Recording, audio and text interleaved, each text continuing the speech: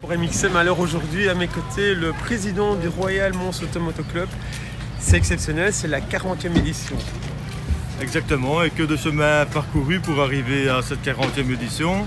On a eu énormément de champions qui ont roulé ici sur le circuit. Et cette année-ci, on a la chance d'avoir une belle affiche, je pense, pour pouvoir récompenser tout le public montois et belge pour cette organisation. Justement, cette belle affiche, il y a quand même une grosse tête d'affiche chez Clément de Salles. Et c'est une anecdote, il y a 40 ans, tu peux nous en dire plus? Il y a 40 ans, c'est son papa, Claude de Salles, que notre président d'honneur, qui est malheureusement décédé l'année passée, Jean-Claude Buzine, a demandé de pouvoir tracer le circuit. C'est le circuit sur lequel son fils roule aujourd'hui. Alors un circuit qui a une histoire, c'est un ancien... C'est un ancien terrain d'entraînement militaire pour les chars. Et donc c'est pour ça que chaque année on organise aussi la commémoration de la libération de la ville de Mons ici. Et c'est l'occasion de pouvoir faire rouler des chars au même endroit que le motocross. Et donc c'est vraiment exceptionnel, je pense, en Belgique. Alors un club, on sait, votre motocross, ça marque avec Orpe-le-Grand, la citadelle de Namur, Nîmes, on sait que Mons a une histoire. Mais en plus vous êtes un club actif, vous avez du trial, vous avez... Ah oui. Donc en fait on a 4 grosses organisations par an. D'abord on a le motocross, toujours au mois d'avril.